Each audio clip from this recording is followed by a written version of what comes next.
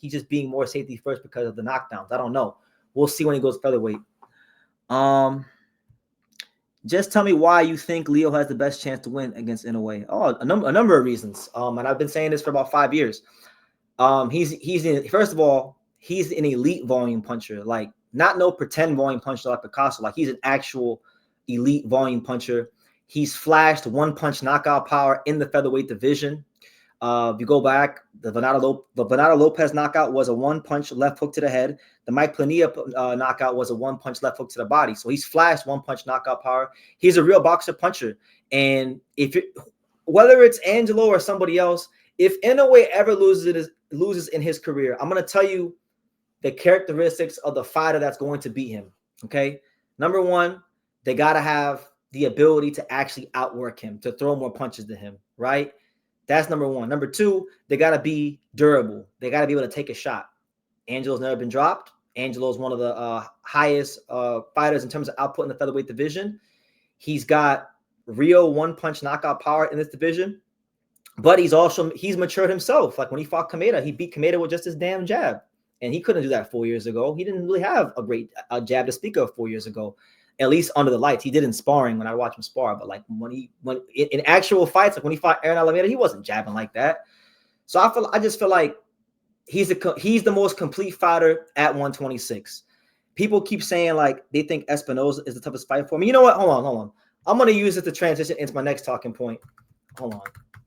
Let's talk about it. Hold on. Let's talk about it because it has to be spoken about, right?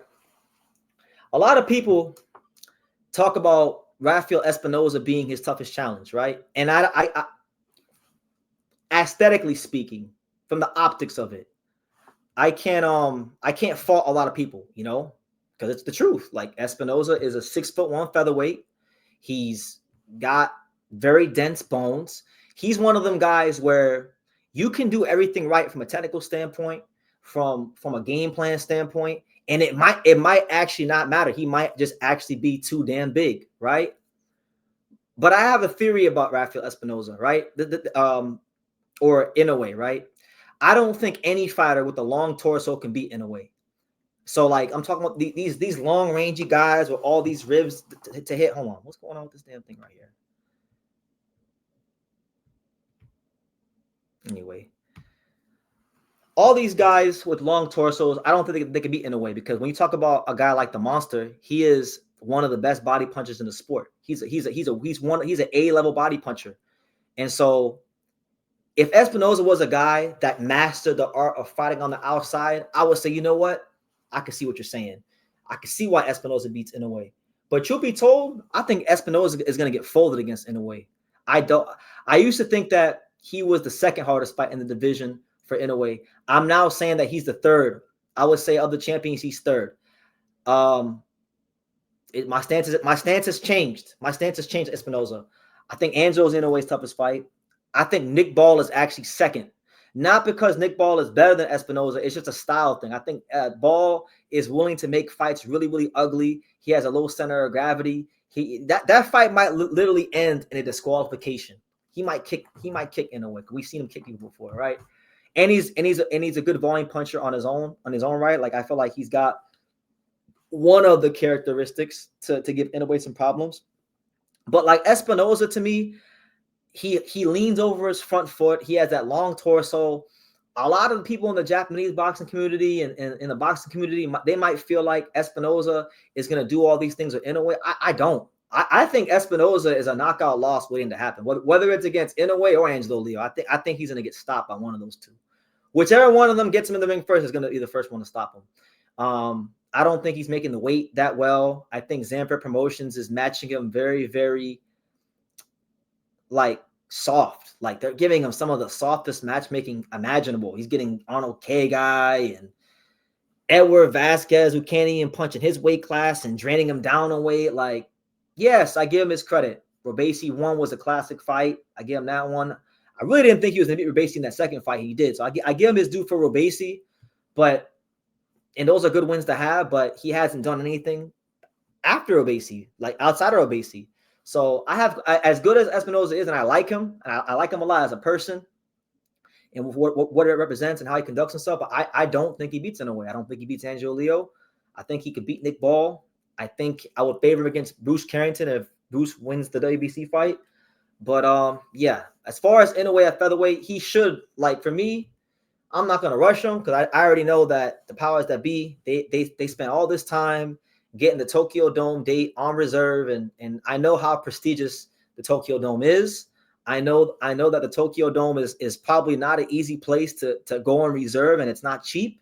So if Ohashi and Honda and all these guys, if they went through the trouble of getting the Tokyo Dome reserve, he's going to fight Junta Nakatani by hook or by crook, as we've seen with how they robbed my boy Sebastian Hernandez-Reyes, right? And it's going to be the biggest fight in Japanese history, right? And they're going to do 50,000 plus, and it'll be a great event. And God willing, I'll be there, and it'll be great content for True School Sports, right? But as far as him at featherweight, this is why he needs to go to featherweight, because look, you got Inoue right now.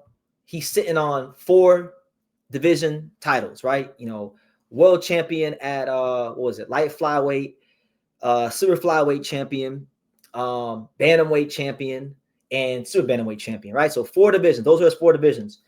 A featherweight title would give him a 5th division, and he would join this list right here. These are the guys, please, because I've said this many times before. I'll say it again, and I want to correct myself because for some reason, I don't know why I deluded myself into thinking that Roberto Duran was a 5-division champion. Roberto Duran is not a 5-division champion. So let me correct myself, because in other videos I said that there were 7 5-division champions. Roberto Duran is not a 5-division champion. There's only 6 5-division champions. So that makes it even more impressive. But look, these are your only 5-division champions in boxing history. So you got Tommy Hearns, right? Great fighter. Sugar Ray Leonard, another great fighter. Oscar De La Hoya, an exceptionally great fighter. Floyd Mayweather Jr., the Grandmaster of Boxing. Manny Pacquiao, an absolute anomaly. And then Terrence Crawford, one of boxing's true all-time greats. Those are the only fighters in the history of this glorious fight game to ever capture a world title in 5 weight classes, right? So Inoue gets featherweight title, he joins these guys. And when you talk about this collection of fighters, when you talk about Hearns, Leonard, De La Hoya, Mayweather, Pacquiao, and Crawford, when you talk about them names in the fight game, that's boxing royalty. When you win a world title in 5 weight classes and you join these names, you are unquestionably solidified boxing royalty. So to me, that's what Inoue's fighting for, to be unquestionably solidified boxing royalty. He's great. He's arguably the greatest, he is probably the greatest fighter in the history of Japanese boxing. It's between him and Fighting Harada, right? And Fighting Harada was a damn good fighter back in the day. But to get on this list, to achieve this, especially with some of these guys you got at featherweight, it will be nothing short of spectacular. So I want to give you guys the historical context. Inoue would join Hearns, Leonard, De La Hoya, Mayweather, Pacquiao, and Bud Crawford as boxing's only 5-division world champions. Now, let's evaluate that landscape because we're talking about it, right? And I've spoken about this many times. I've been speaking about Inoue at featherweight for well over a year now. More than a year and a half, damn near. Forget the guys in the bottom 3. These 3 right here. These are the guys, right? And the winner of Castro, Carrington. These are the 3 guys right now that are in line for potential Inoue fight. So we'll start Rafael Espinoza, and I'll give you guys my breakdown for each fighter, why I feel they could win, and all that stuff, right? So like I said, with Espinoza, I mentioned it earlier with Rafael Espinoza, and where is he at? He's over here, all right? Divino, where's he at? Did I pull him up? Yeah, right here. Divino. Let's talk about him. The fighting pride of Guadalajara, Jalisco, Mexico. Espinoza has a chance, a big win over a guy like Angelo Leo in a fun fight to unify the belts, or Nick Ball, or Bruce Carrington, or a win against Inoue, and this guy is going to be right in line to be the potential face, the next face of Mexican boxing moving forward. We need a new face. Maybe he is that face. He's got ticks all the boxes. He's fun to watch. He conducts himself like a champion. He sings. He's tall. The Mexican women seem to love him. So he's a fantastic fighter, right? Like I said though, his biggest problem going into the ring is something that he can't control. He's a 6'1" featherweight, right? And being that he's such a big target, that's gonna leave for a lot of torso to be hit. Now, Inoue has fought guys with not necessarily his specific dimensions, but like he fought guys with the same kind of build. If you go back all those years ago when he fought good old Jaime McDonnell. Now, McDonnell, he's not as big as Espinoza. He's only 5'9.5". But if we're talking about relatively speaking, Jaime McDonnell being a guy that was a 5'9.5" when he fought Inoue was a bantamweight. That's damn near like being a 6'1" featherweight, you know. So Inoue has dealt with bigger guys at a lower weight class. Like 5'9.5" as a bantamweight is crazy. That's almost the equivalent of 6'1" featherweight, because it's 2 weight classes lower than where Espinoza's at, and the guy is damn near 5'10". He's only about what is that, 2.5 inches shorter than Espinoza, and he's at bantamweight. I mean, and when Inoue fought him, right? When Inoue fought McDonnell got dealt with, and he got dealt with quickly, and he got dealt with swiftly. Now, there are different types of fighters. Jaime McDonnell is a guy that really and truthfully, he doesn't throw with the amount of volume Espinoza throws, right? But I think Inoue being in the ring with a guy with a similar frame is going to bode very, very well for him. And Espinoza's best hope is that Inoue gets careless, and Inoue maybe runs into one of those left hooks or right hands, or sometimes those elbows he throws, and maybe there's some swelling, maybe his vision gets blurred a little bit, and then Espinoza can kind of come forward and dominate the fight in that regard. But you know, it's crazy. Like boxing is so, it's all about these little moments in time, right? Like Espinoza fought Robacy in their first fight. He switched southpaw, right? And then he switched back to orthodox. And then in the middle of him switching, he got clipped. I think it was by an overhand left or a straight left hand, or it might have been a hook. Might have been a right hook. I think it was a right hook. Robacy caught him with the right hook while he was in the middle of switching. And, you know, I was there because the fight was in South Florida, and I was ringside. And I remember seeing Espinoza from where I was sitting. I could see his eyes pretty well, and he looked like he was ready to go. And ever since that fight, nobody's really took him back to that place. No one. Because number one, he's gotten better. I think he's gotten better. He's grown in confidence as a champion. And also, two, Zanfer Promotions hasn't really put him in with too many like tough guys since the first Robacy fight. Let's just be honest here. I mean, if they're to be judged, Sergio Trino Sanchez, this guy right here, all right, when he fought, the only notable fight he had before Espinoza was against Mauricio Bronco Lara. And if you go and you watch that fight, Sanchez quit in the corner. He quit, right? So this guy quit years before he even fought Espinoza. He won a bunch of fights against nondescript opposition in Mexico, and then he fought Espinoza and got his shit split in half. That's his career. That was Espinoza's first defense. He came back. I gave him Robacy. That was a good win in the rematch. And then since then, he fought Edward Vasquez, who is a good fighter at 130, but they drained him down to 126, and he's not even punching that hard at 126 or at 130, right? So I thought it was a really good matchmaking on Top Rank's part. And then he fought K-Guy, a guy who's very tough, who's very brave, has balls down to his ankles, but a limited offensive fighter. So I think it's been a combination of Espinoza growing in confidence and Top Rank in conjunction with Zanfer Promotions picking the right guys to make him look like how he's been looking, like a killer. But I don't think he's had a proper test since the second Robacy fight rematch, right? So I look forward to seeing what happens for him. I think again, he's so big as a fighter, and he throws with so much volume, and he's such a determined champion that Inoue could do it could be one of those things. And this applies to Angelo Leo too. So don't think I'm just being biased. This applies to Angelo. This applies to Inoue. This applies to every featherweight in the division. Carrington, Ball, Angelo, Inoue, Nakatani, if he wants to come up. It applies to everyone. Espinoza's combination of size, volume, and bone density make him such a tough matchup for most of these guys that you can do everything right from a game plan standpoint, and it still might not matter because he's just too damn big. So I think he wins that fight against Inoue if he's able to push Inoue back, and if he's able to not allow Inoue to land the big straight right hand down the middle. He's going to have to kind of do a little bit of what Picasso did, because Picasso, one thing I'll give him is that Inoue wasn't really able to land a lot of flush straight right hands on him. You know, he may have landed a left hook to the body. He may have landed an overhand right around the guard. But as far as that right hand coming off the jab, that really wasn't landing at the regularity that Inoue wanted to land. So he's going to have to come up with a good game plan to take away the right hand. and then get Inoue on the back foot and outwork him and keep the fight nice and close quarters, and just really make him feel your presence and your size in that ring, you know. So that's how I feel he wins that fight.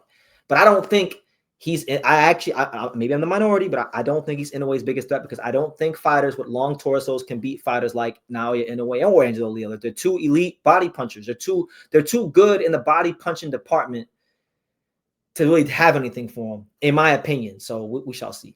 But a very good fight. If Inoue's one challenge at featherweight was Espinoza, and he would have beat him and just never fight anybody else, I wouldn't complain about it, because you're taking on a guy who, by the consensus, by public perception, this is the guy at featherweight right now. This is the biggest threat because of the size, because of the fact that he closes these guys' eyeballs shut. If you go and you fight this guy, he's undefeated. He has an O, right? Everyone loves that O. He got an O. If you go in there, you snatch it, you become fight division champion, then you know what? Do what you want, brother. You're a fight division champion. You now boxing royalty with them guys I just named earlier. So I like that fight a lot for just boxing in general. Now, let me say this right here. People ask me all the time, and it really shouldn't be a question at this point, because there is no fight in boxing, not one, in any weight class involving any fighters that I want to see more than Naoya Inoue versus Angelo Leo. Now, the reason being is because I view them both.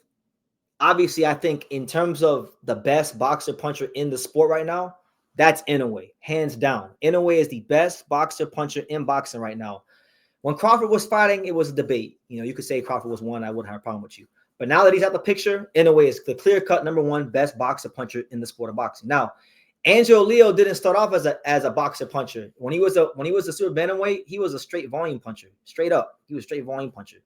But he's developed. You know, he's developed a lot. He's not the same fighter he was back when he lost to Stephen Fulton. I think at featherweight, he's a real boxer puncher. And one thing that he's always been his whole career is an elite body puncher. I believe I saw a stat that said that Angelo Leo lands 47% of his punches that he lands overall are body shots, and it's one of the highest percentages in boxing, right? So that right there is a reason why I feel he would have a lot of success against Inoue. He's going to get in that pocket. He's going to have some success there, because look, Picasso to me is not on the same caliber of fighter as Angelo Leo, right? He's not as fast. He's not as devastating to the body. He's just not on that level. He was able to get in the pocket against Inoue, and he had his fair share of successes, but he just has no pop. He doesn't have that pop at that world-class level. At that world-class level, Angelo Leo does. He showed it against Bernardo Lopez. He showed it against Mike Planilla. He showed it against plenty of guys in the featherweight division thus far, right? Beat Polanco's arm out of his socket. Very good fight. And you know what? I feel like this is a fight that Inoue might entertain taking, because Angelo isn't 6'1" like Espinoza. Angelo and Inoue have a common opponent in Stephen Fulton, and Stephen Fulton did beat Angelo Leo. I can't like disregard that. He did beat him. So that might give Inoue confidence to take the fight. And then on top of that, he has the IBF title, which means that he can't rehydrate above a certain limit. Neither can Inoue. So, you know, there won't be as big of a size advantage because of the IBF rehydration clause. So there's factors that make me believe that Inoue might consider it. But again, I'm not delusional. I'm not. I love Angelo. That's my guy. He's probably my favorite fighter in boxing right now, active in the whole sport. But I'm not delusional. Like, he's not the big. He's probably of other champions. He's probably the least popular. He's a soft-spoken guy. He doesn't really, like, when he does his interviews, you know, he doesn't really give you a ton of quotables, right, in terms of like what he's gonna say. So, and he's Mexican American, but he's not, you know, puro Mexico. You know, he's not like that. So he doesn't get the full support of the Mexican boxing community. And then, you know, he has been under-promoted for many stints of his career. So I get it. I get it. But this to me is the most underrated fighter in boxing, really, because he won both his world titles as the underdog. When he fought Tremaine Williams, he closed at plus money, beat Tremaine Williams. When he fought Venado, he was an underdog in that fight. He knocked him out. So you guys tell me, a lot of you guys are pretty smart out there. You guys tell me, how many fighters active in boxing right now have won a world title twice as the underdog, as plus money? I can't think of any. You guys tell me in the comments. But yeah, I would say in terms of the featherweight champions, he has the best footwork. He can fight you in angles. He can fight you off the jab. He can knock you out off a counter punch. He's an elite body puncher.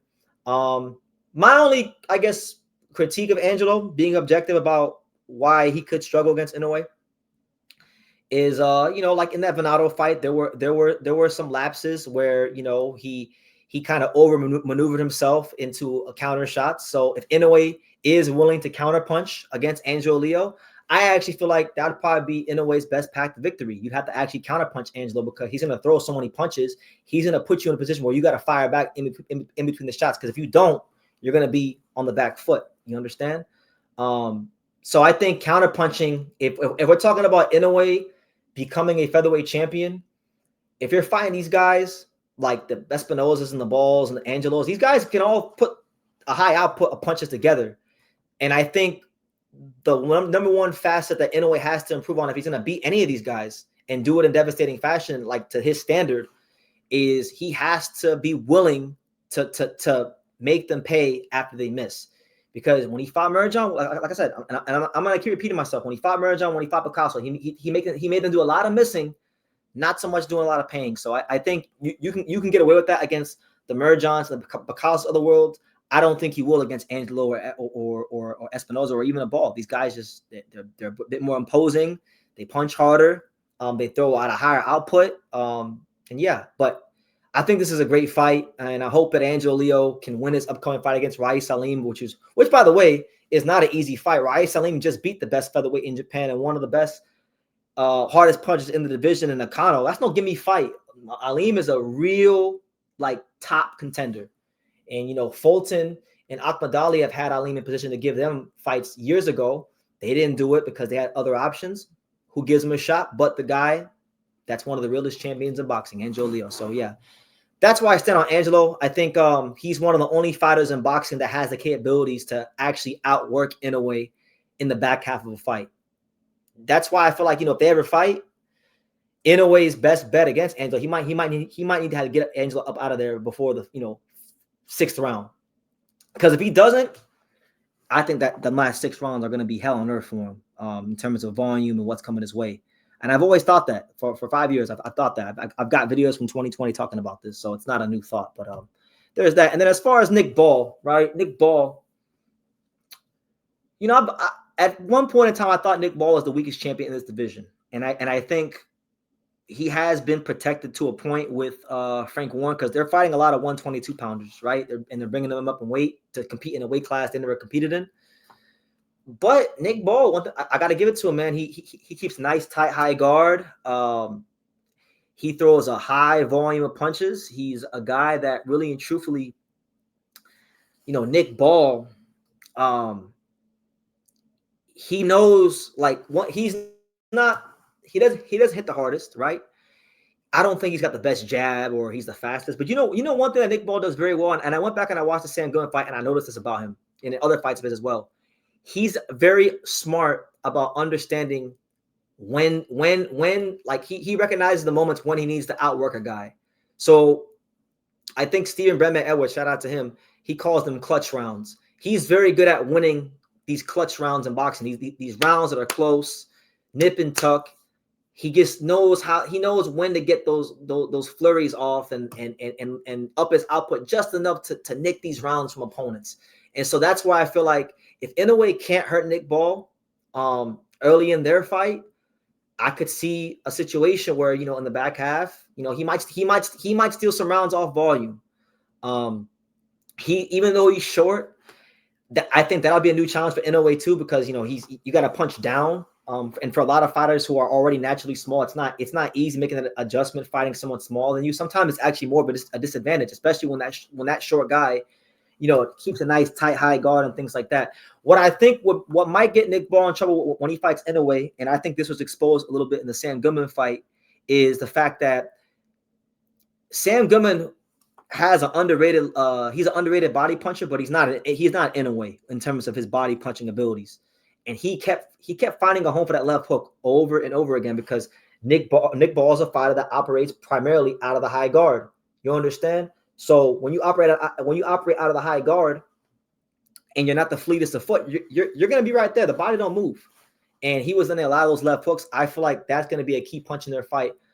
So I'm not sure if Inoue would stop Nick Ball. I could see it being a real ugly fight. I think Inoue would probably win a points decision, but it'd be entertaining because I know Nick Ball is one of these guys that's willing to go in there and make it rugged and make it physical and do what he has to do to win. So yeah, I would say in order, those are all tough fights, right? None of these guys are cans. And then just to touch on this a little bit, the WBC title's online, and this actually might be who I think Inoue fights, because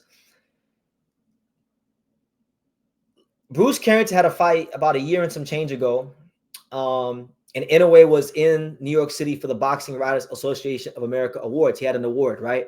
And he was there. And while he was there, he made sure he stopped by to watch Bruce Carrington fight ringside. And I think, he probably, what I think he saw was a guy that's obviously a good young fighter, but he's beatable, right? He's a beatable guy.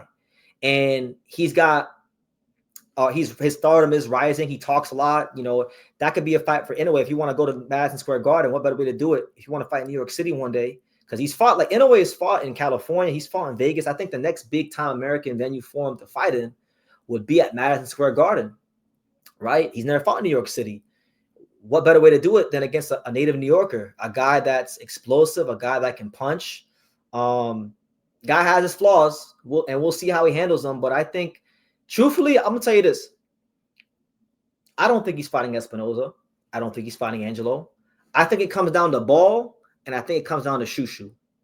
Ball or shoo-shoo. Those are the two guys that I feel have the combination of marketability and being just flawed enough. Like shoo-shoo is just flawed enough, being a bigger guy at featherweight, but he's also popular. Same thing with Nick Ball. Just flawed enough, but also has that UK fan base behind him. So I think it's really between those two in terms of who I think Inoue will pick for featherweight.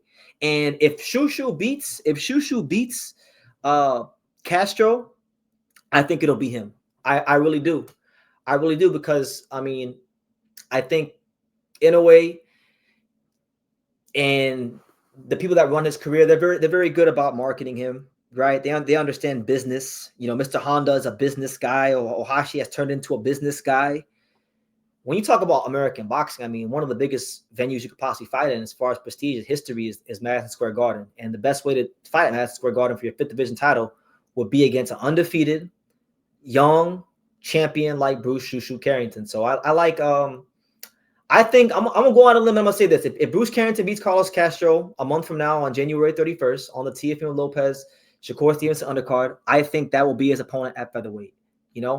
That's the only guy in this weight class where he's been ringside for their fight. He's never showed up ringside for an Angelo Leo fight or Nick Ball or Espinoza, but he showed up ringside for a Shushu fight. So that would lead me to believe that that's going to be the guy that he winds up picking if they go ahead and want to go to featherweight. So that's my take, guys. That's my take on Inoue at featherweight.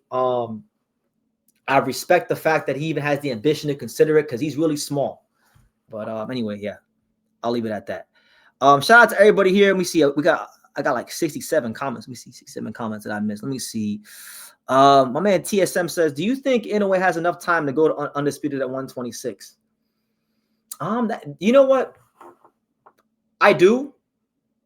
But I think the timetable on that will be dependent upon if the featherweights unify. Now, from what I know, because I'm an active part of the team for one of the champions, which is Angelo Leo. I talk to Miguel Leo on a regular basis. I've talked to Miguel Leo 2 times this week for more than 3 hours combined. That's my guy. I love Miguel Leo. Miguel Leo is not just a great trainer, not just a friend, but he's damn near like a father figure to me in life, From what I've discussed with him, right now, there's no unification on the table for Angelo, right? And we have her, and I know also too. I spoke to a guy from Queensbury when I was at the convention, and they don't really sound urgent for unification. So it's I don't think these featherweights are gonna unify. I don't. I know Angelo really wants to unify. His track record shows you that he he would fight anyone, because he's fought in 8 states and 2 countries. He's been willing, ready, able to go anywhere to fight anyone. You can't say the same for these other guys that have never been the B side on the road.